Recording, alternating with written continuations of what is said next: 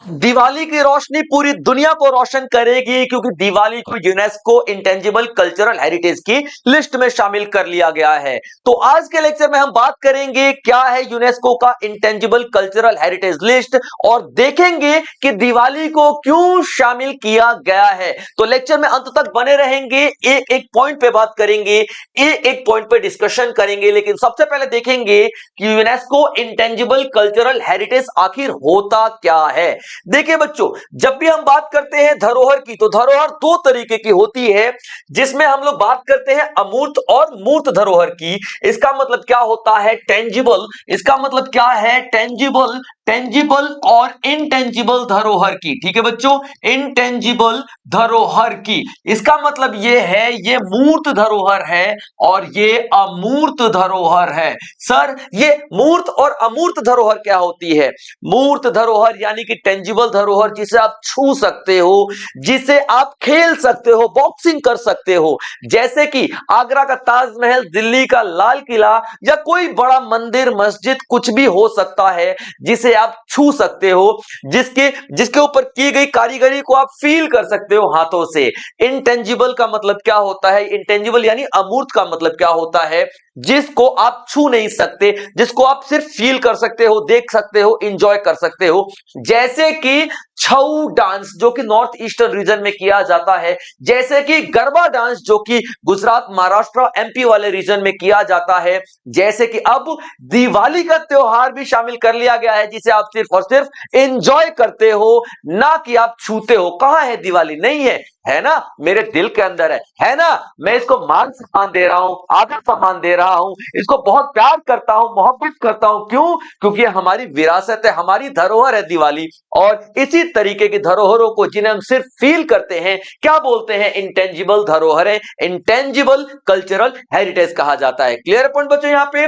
तो intangible cultural heritage वो हमारे लिविंग ट्रेडिशंस होते हैं, यानी कि वो जीवित धरोहरें होती हैं, जैसे कि त्योहार हो गए, रीति रिवाज हो गए, नृत्य हो गए, संगीत हो गए, स्टोरी टेलिंग हो गया, या फिर क्राफ्टशिप हो गया यानी हस्तशिल्प कला हो गया, जो कि हम लोग सिर्फ और सिर्फ फील करते हैं, उनकी खूबसूरती को देखते हैं हम लोग। क्लियर है पॉइंट? तो इस तरीके की धरोहरों को हम लोग क्या बोलते हैं? इंटेंजिबल कल्चरल हेरिटेज के नाम से जानते हैं। तो यूनेस्को क्या करता है? इस तरीके की धरोहरों को बचाने की कोशिश करता है जो कि खतरे में है, या फिर इस तरीके की धरोहर जो कि बहुत अच्छी है और लग रहा है कि पूरी दुनिया को इसके बारे में पता होना चाहिए, तो उस तरीके के धरोहर को यूनेस्को प्रमोट भी करता है। यानी कि दिवाली, देखिए दिवाली से बड़ा क्या हो सकता है भाई साहब? ठीक है, बुराई पे अच्छाई की जीत का प्रतीक है दिवाली।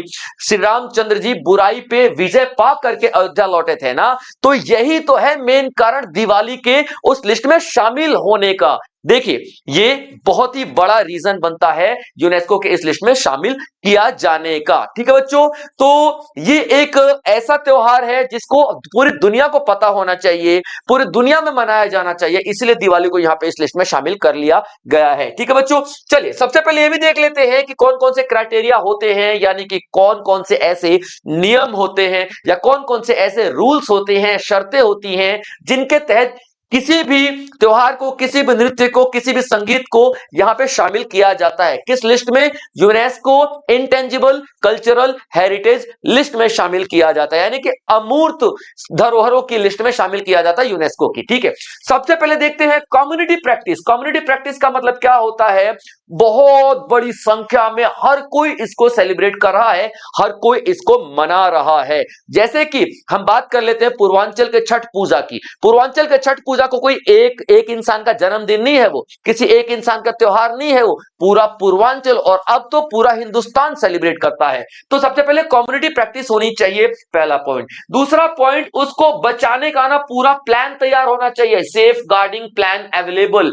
यानी कि जो हमारी ये धरोहर है, छठ पूजा का एग्जांपल जैसे मैं दे रहा था, तो छठ पूजा को बचाने का पूरा प्लान तैयार हो। तो याद रखिएगा, कोई भी धरोहर जो है वो किताबों से नहीं हमारी जनरेशन तक जाती, वो किताबों में नहीं पढ़ती हमारी जनरेशन। कोई भी चीज है, कोई भी ऐसी धरोहर है, कोई भी ऐसा रीति रिवाज है ना, हमारे बच्चे हमारे घरों से सीखते हैं। हमें किसी ने नहीं सिखाया था बचपन से कि हमें अपने बड़ों के पैर छूने हैं, किसी ने नहीं सिखाया था हमें बचपन से कि भगवान के आगे हाथ जोड़ा जाता है, किसी ने सिखाया था कि माँ बाप की इज्जत की जाती है। ये सब हमें विरासत में मिला है, ये सब हमें मिला है संस्कारों से, क्योंकि हम बचपन से देखते आए हैं हमारे पिताजी, हमारे माताजी, दादा दादी के पैर छूते थे, ठीक है, हमारे बड़े भाई बहन हमारे बुआ के, फूफा जी के पैर छूते थे, भगवान का जैसे ही नाम लेते थे हाथ जुड़ जाते थे, मंदिर में जाते माथा टेकते। ये सब हम देखते आए हैं, हमें कहीं किताब में नहीं लिखा हुआ कि हाथ जोड़ना चाहिए, नहीं सर, ये सब हम देखते हुए आए हैं। तो ये क्या है, एक मास्टर प्लान है किसी भी धरोहर को जिंदा रखने का,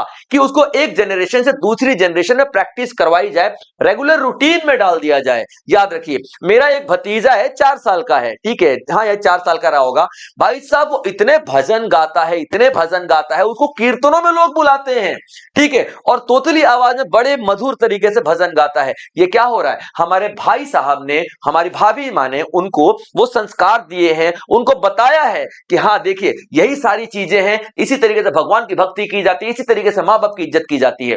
तो ये क्या है, सेफ गार्ड, यानी कि किसी भी धरोहर को बचाने का सबसे आसान तरीका यही है कि जनरेशन टू जनरेशन उसको पास करो, और ये दूसरा क्राइटेरिया है आपका। तीसरा, किसी भी कल्चर की आइडेंटिटी होनी चाहिए वो धरोहर, यानी किसी भी कल्चर की पहचान होनी चाहिए, किसी भी संस्कृति की पहचान होनी चाहिए। जैसे कि मैं बात कर रहा हूं छऊ डांस की, छऊ डांस नॉर्थ ईस्टर्न रीजन में एक छऊ डांस नृत्य है, बहुत ज्यादा प्रसिद्ध है। तो वो क्या है, उस रीजन की धरोहर है, संस्कृति की पहचान है छऊ डांस। क्लियर पॉइंट, याद रखेगा। सोशल वैल्यू, यानी कि समाज में उसका महत्व होना चाहिए। उसके बाद ट्रांसमिशन थ्रू जनरेशन, यानी कि पीढ़ी दर पीढ़ी चलना चाहिए, वो पीढ़ी दर, याद रखना, पीढ़ी दर पीढ़ी चलना चाहिए, याद रखिए। तो भाई साहब, दिवाली पीढ़ी दर पीढ़ी चलता तो है, छठ पीढ़ी दर पीढ़ी चलता तो है, होली पीढ़ी दर पीढ़ी चलता तो है, जन्माष्टमी पीढ़ी दर पीढ़ी चलता तो है, गणपति बप्पा मोरया पीढ़ी दर पीढ़ी चलते तो है ना जनाब। तो वही है 4 क्राइटेरिया जिसके अंडर में दिया जाता है किसी भी धरोहर को इस लिस्ट में जगह। अब देख, दिवाली और छठ पूजा को क्यों नॉमिनेट किया गया था। अब आप सोचेंगे सर छठ पूजा कहां से आ गई, अभी तो आप दिवाली की बात कर रहे थे। तो बच्चों, छठ पूजा को नॉमिनेट किया गया था, यानी कि नामांकन हुआ था इसका, याद रखना, ठीक है, नामांकित किया गया था, नामित किया गया था, इसको याद रखना आप लोग, नामित किया गया था, याद रखना, छठ पूजा को और दिवाली को भी, ठीक है। अब सिलेक्शन दिवाली की हुई, यानी दिवाली उस लिस्ट में शामिल हो चुका है, छठ पूजा उस लिस्ट में शामिल नहीं हुआ है, लेकिन नॉमिनेशन दोनों का हुआ है।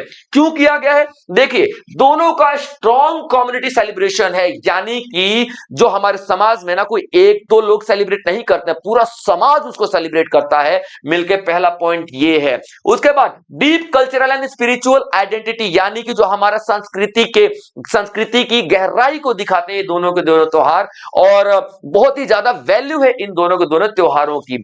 लिविंग, यूनिक लिविंग ट्रेडिशन, यानी कि जो जीवित रीति रिवाज है, ठीक है, क्या जीवित रीति रिवाज है, जीवित रीति रिवाज है, इसका क्या मतलब होता है बच्चों, ठीक है, यानी कि जिसको हम लोग स्टिल प्रैक्टिस कर रहे हैं, और जीवित और यूनिक है, यानी कि अनोखा है, ठीक है, इनके रीति रिवाज अनोखे हैं, बिल्कुल है ना भाई साहब, ठीक है, बिल्कुल अनोखा है।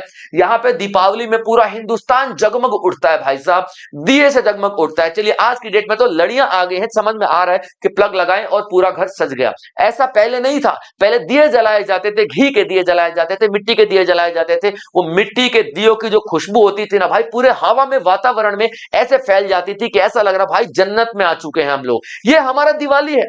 छठ पूजा एक ऐसा महापर्व है जिसमें डूबते सूरज को भी अर्घ दिया जाता है, पूजा की जाती है, उठते सूरज को भी अर्घ दिया जाता है और पूजा की जाती है। इसका क्या मतलब है, ये पूजा बताता है कि जीवन में उतार चढ़ाव आते रहेंगे, और इसी उतार चढ़ाव का नाम जीवन है। तो घबराए नहीं, निरंतर आगे बढ़ते रहें।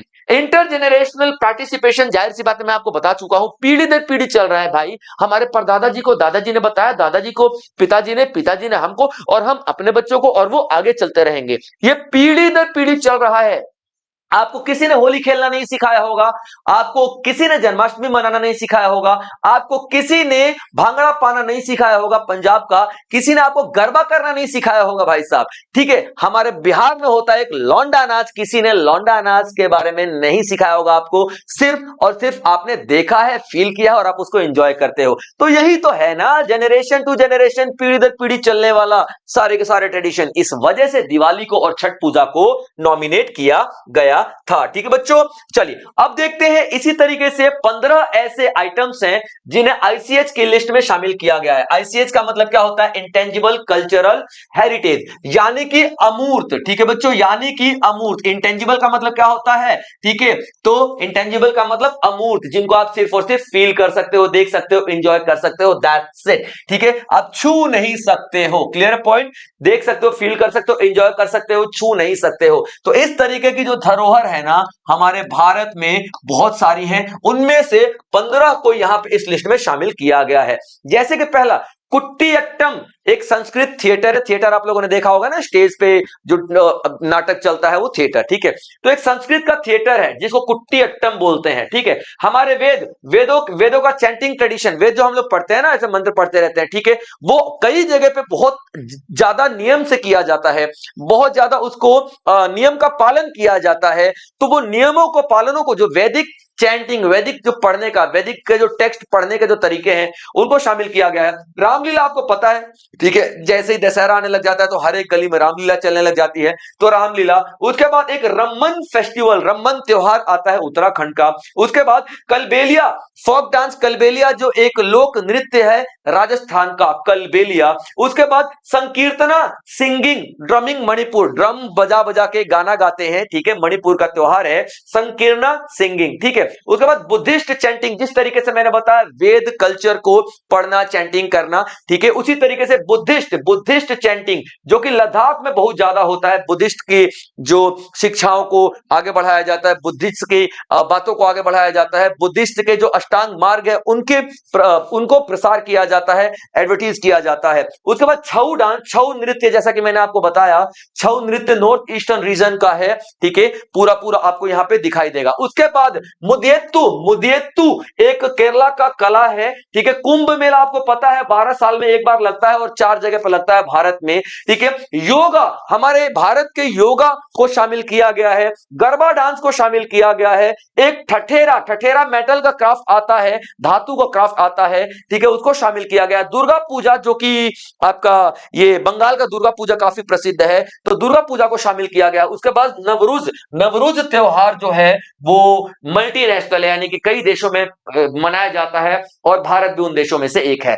तो ये तो आपके 15 हो चुके हैं, लेकिन 16वें की बात करें तो 16वां है दिल्ली में, अभी अनाउंस किया गया है दिवाली को। ठीक है बच्चों, तो याद रखिएगा। अब कहां पे अनाउंस किया गया है दिवाली को? 16वें आइटम के रूप में, 16वें ये एलिमेंट के रूप में। तो याद रखिएगा, आईसीएच की जो मीटिंग हो रही है, आईसीएच यानी इंटेंजिबल कल्चरल हेरिटेज, यूनेस्को की जो मीटिंग हो रही है ना, वो दिल्ली में हो रही है। दिल्ली में कब से कब तक हो रही है? तो 8 तारीख से लेकर के 13 तारीख, यानी 8 से 13 दिसंबर के बीच में की जा रही है और दिल्ली में हो रही है। इसका मतलब भारत ही उसको क्या कर रहा है? मेजबानी कर रहा है भारत, यानी भारत ही उसको होस्ट कर रहा है। तो होस्ट कौन है? भारत है। कहां पे हो रही है? तो दिल्ली में हो रही है। और कौन सा संस्करण है? तो 20वां संस्करण है। कहां पे? दिल्ली में। तो लाल किला में हो रही है। 8 से 13 दिसंबर के बीच में हो रही है। कितने देशों ने? तो यहां पे 79 देशों ने, 79 कंट्रीज ने पार्टिसिपेट किया और सबने अपने त्योहार, अपने डांस, अपने नृत्य को नॉमिनेट करने की कोशिश की। तो कितने नॉमिनेशंस आए थे? तो 67 नॉमिनेशंस आए थे। स्पेशल फोकस किस पे था इन सारे नॉमिनेशन का? तो लिविंग हेरिटेज पे, यानी कि जो जीवित धरोहरें हैं उन पे, जीवित धरोहरें उन पे पूरा पूरा फोकस था, जिसमें भारत का दिवाली और छठ पूजा को भी हमने नॉमिनेट किया था। लेकिन दीपावली को, यानी कि हमारे दिवाली को 16वें आईसीएच के रूप में शामिल कर लिया गया है भारत की तरफ से। यह भारत के लिए बड़े ही गर्व की बात है। अब दिवाली का परचम पूरी दुनिया में लहराएगा। अब सिर्फ भारत में नहीं, ये दिवाली के दिए पूरी दुनिया में जलाए जाएंगे और पूरी दुनिया देखेगी दिवाली दे श्री रामचंद्र की महिमा को। ठीक है बच्चों, तो ये था आपका आज का लेक्चर। आई होप आप लोगों ने एंजॉय किया होगा और इसी तरीके के और भी लेक्चर्स शिवान के ऑनलाइन प्लेटफॉर्म पे हम लोग लेकर के आते रहेंगे। तो आप लोग हमेशा इसी तरीके के लेक्चर्स के लिए पाना चाहते हैं तो सब्सक्राइब कर ले हमारे चैनल को और बेल आइकन जरूर दबा ले।